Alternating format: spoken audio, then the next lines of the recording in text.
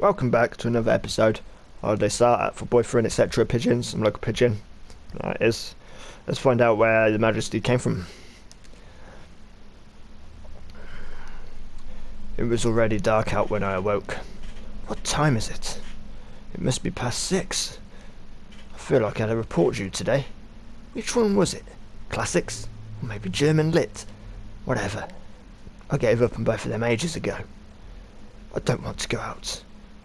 Where did I go wrong? Was it when I took the gap year? Or when I settled for a safety school? No. It must have been a long time before that. The days go by. I do nothing. I wrap myself up in blankets and never go outside. I hate myself, and I hate myself when the night is here. I sleep until morning, sleep until noon, doze for the evening, and wake up at night. First, I would write every day. Not quite a journal, not quite poetry, but writing. I didn't hate writing, but one day even that was too much trouble. My life was always boring. I never had friends. Nothing good ever happened to me. Whenever I would go outside, every birdie else would sneer and laugh at me. The world turned its fawny, unkind back on me. I can't do anything. I'm useless. I'm trash. I've never really taken care of myself. I'd be useless at work if I had a job. I have no redeeming qualities. I think I'll be better off dead. My bed is a cocoon protecting me. I want to go back to the shell I hatched from. I want to go back to when I was a yolk floating around in an egg so I can rot and die before I hatch. I want to die. I want to die. I want to die. I can't take this anymore. Why do I have to live and study and work? Why do I have to deal with other people? Working hard has never gotten me anything. Birds had it so much better decades ago. They were born, ate, flew, slept, and never had to think about any of this. I want to die. I want to die. I want to die. But I don't have the courage. I don't like pain. I don't want to suffer. Someone, help me. And just when I was the most painful, when I'd sunk so deep into my depression that I could sink no further, the gods heard my wish and granted it. A friend. My only friend. I was useless to myself and everyone else, but the gods still showed kindness to me. Your plumage is so nice. It's bright and cheerful, unlike mine. And it wasn't just our colorization. It was my opposite in every way. He was earnest and smart. He didn't mumble when he talked. But despite all that, he understood me more than anyone else in the world. It must be hard for you. I know how it feels. It's painful. It's not your fault. Society is always telling us to do this, do that. It's like we're held at gunpoint. I hate it all too. Just like you, right? He alone understood me, and I alone understood him. We were alone, the two of us, in this world. The time we had together was the warmest and sweetest of my life. If only it would go on forever. And one day he said to me, let's make it go on forever. Come on, let's die together. It won't be scary if we're together. Are you serious, Black? Of course I am. I've never lied to you. Have I? He was kind to me, right till the end.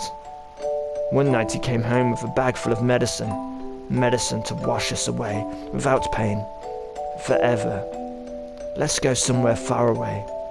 Somewhere where we're completely alone, just the two of us, where no one can bother us and no one will find us. We left on our final journey, and we took the medicine. I'm getting tired. I feel so peaceful, holding your wing like this. We should have done this a long time ago. My pulse and breathing are dropping steadily. We're almost to the end. Yes, just us, at the end of the world. Time to say goodbye to this awful world together. I guess you're right. I was thinking it was about time I said goodbye to you. He softly stands up. His warm wing leaves mine. He steps calmly away.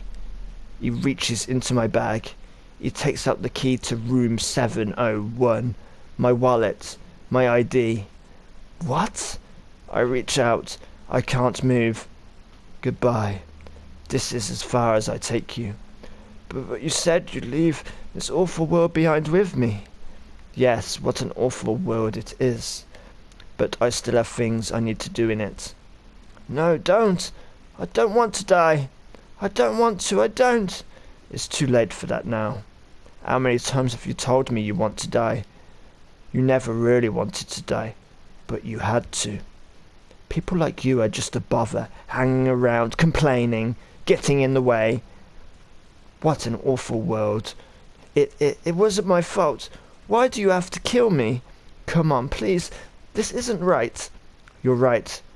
I never really did want to die. It wasn't me. It was society did this to me. It wasn't me. It was everyone around me. Society, you say? Help me, please. Call an ambulance. Come on, please.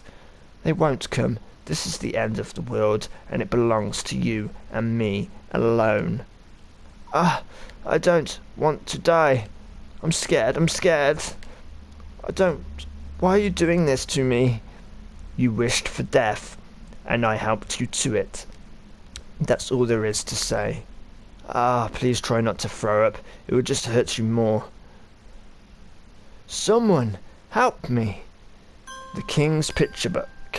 Jesus Christ, that's pretty fucking dark, but awesome. Once there was a poor little quail. One day the quail was tripped by a bad bird and killed.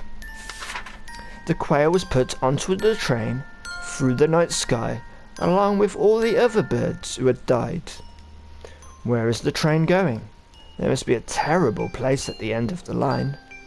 The quail was so scared and so afraid. It thought its little heart would burst. But the train stopped for a little while. Apparently even galactic trains have to wait for signals. The quail was too scared to stay on the train, so it jumped off. There was a dark, dark room there. There was nothing in it but a chair and a little candle. There was no one else there. The quail sat on the chair and cried. Why did this happen? It was betrayed by its friend and forced onto a strange train. What would happen next? The quail thought and made a station. Maybe if there's a station, some will come by to play. The quail made a station and lit the candle and waited. Time passed. Birds came. The dark room became a beautiful kingdom. The candle became a grand lighthouse. The chair became a royal throne. And the quail became the king. Those who come to the kingdom become one with the king. The king is all, and all are the king. No one is hurt, and no one has any sad thoughts. The birds of the holiday star lived happily ever after. How nice, how very nice. Happiness is here, happiness and nothing else. The king thought if everyone is one, none will be afraid. What the fuck? So little by little, the king absorbed everyone on the holiday star. And now, we are one. I don't feel like I understand you at all, even after that huge monologue. He's lonely, so he wants friends. But he doesn't want his friends to quarrel. So he absorbs them all. You're quite a storyteller, Your Highness, to use a few hundred lines to express what I just did in 3. In other words, this whole place is basically a cult of loneliness and crazy peer pressure. What's good about having everyone together, Mr. King?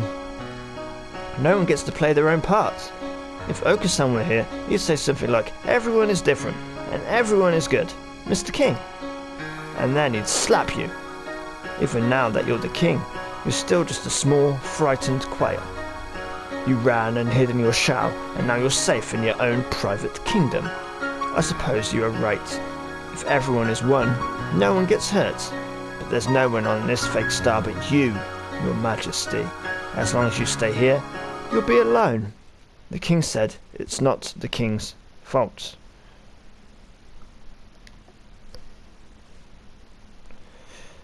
The king was not the only one who wished for this.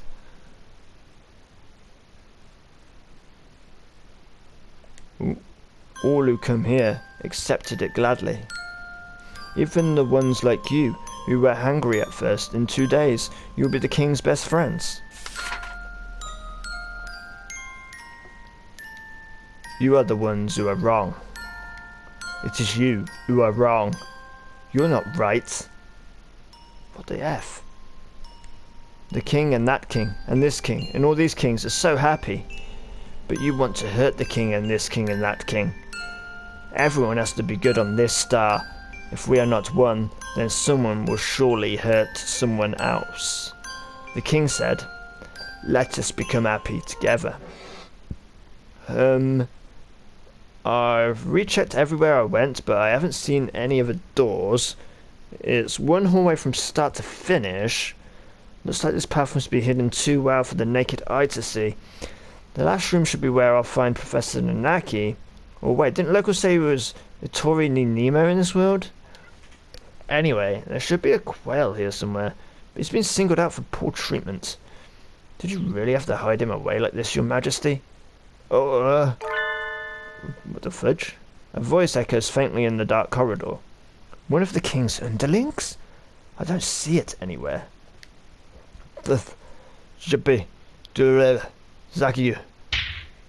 Leone! I just can't stay connected for very long. Listen up. The teacher here, Nanaki Hosoki, started to show abnormal brain activity. He's probably falling into a coma. I'm trying to find him right now, but it looks like the man behind all this was hiding him somewhere. I thought as much. Nanaki's brain activity is dropping. He may not be able to regain consciousness, meaning he alone is proceeding more rapidly into the disconnect of mind and body. Unfortunately, I'm going to administer psychotropics to you and Nanaki in 60 seconds. In small amounts, you look brilliant if you fail the mission because I overdosed you. So my job is to concentrate and find the professor while the high lasts. Exactly. You should have about 2 minutes. Good luck. He only phased away like a puff of smoke. This isn't the first solo search and rescue I've had to do, but all the same, it is reassuring to see that unshakable cockatiel's face, even for just a minute. It's almost time. If the Planetsphere was right, the path down to the last star should be between Sequoia and Ryota's rooms. That magnificent artist did get rid of the clouds for us. It would be a waste if we didn't let any of the nice moonlight in here.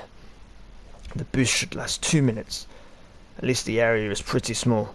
Let's hope that king can't beat me at my own game.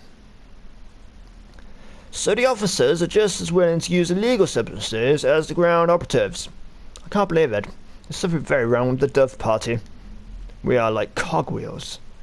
We serve as a part of a machine far larger and more important than ourselves. You should know it as well as I do. Humph. Unfortunately, I cannot even begin to comprehend such grovelling ideas. I am not here for the system is here for me. Anyway, I administered the amounts you said to your underling and the quail there. Thanks. And now all we can do is brightly and massively prevent the victims' bodies from losing too much heat and wait to see how everything turns out. The drugs acting on my physical body are having more of an effect on my dream consciousness than I had expected. Every sensation deepens and expands. If only I could enter this state at will. Ding! Oh, hold the phone, what we got here? We're going to find out in the next episode. Yes, indeed. I think we're near the end. I'm going to continue the session until this chapter ends. It feels like the end. Close enough anyway. To the pips.